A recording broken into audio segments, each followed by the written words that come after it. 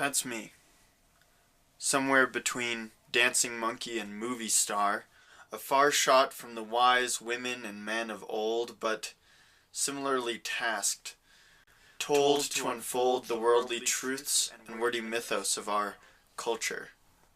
Vultures watch me and all the mystified mystics of math and other wonders.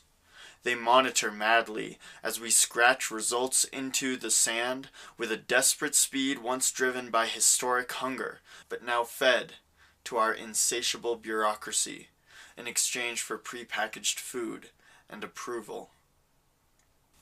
Meanwhile, the pupils drag their uninspired, overwhelmed minds from desk to desk, only vaguely aware of any light more than 3 feet from their pupils, any light not flashing attractive distraction in the guise of fun learning. Learning is fun. It's the frustrating sore muscles, try until you cry, get sick, fall on your ass in love kind of fun that we attempt to manufacture haphazardly in a school building, falling over ourselves in service of student engagement.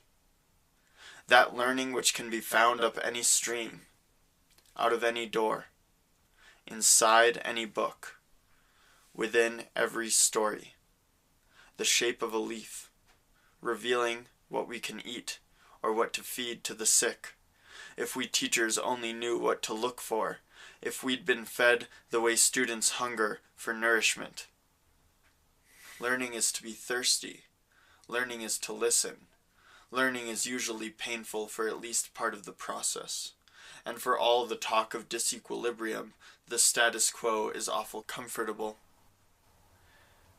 Mixed messages. This medium of education demands more mediocrity than imagination.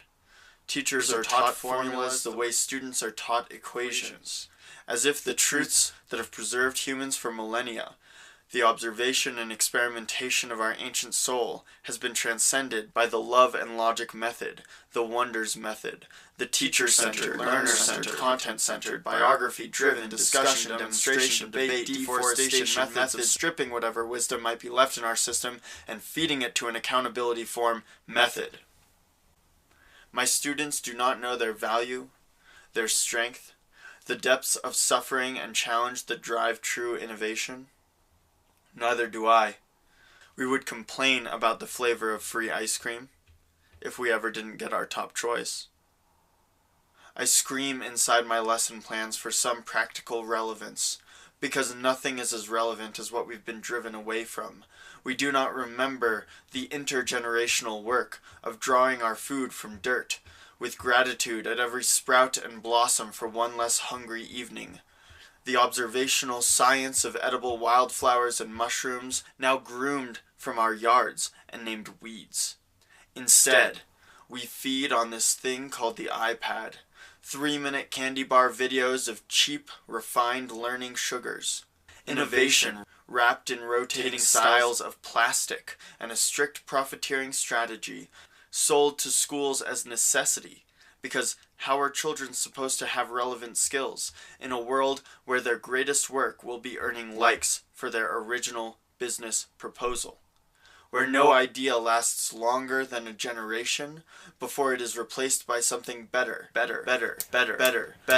best, then maybe rest, but wait, there's more, now customizable with 4 or 5 different colors, 5 different flavors of sugar, and meanwhile the sugars in every fruit and vegetable are left wrapped in their cellophane cases, crafted by slaves from dead dinos and promising death to giggle at this little cat, or the man falling on his ass, or the ass that just won the election, or ooh, at the electric self-driven cars driven across your feed like they're needed, like they prove we're still moving forward when truly we have only traveled circles, and the deeper we dig, the more we seem to find, but what's left behind is torn like a million trees turned to paper to be stacked and shredded and piled and replaced by the styling iPads that comfortably pad our minds from any question of why every article of clothing has slavery stitched into the seams seamlessly.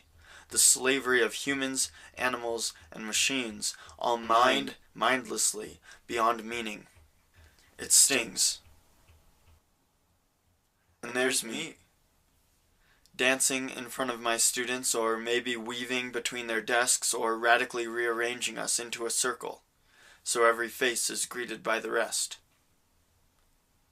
School in the woods?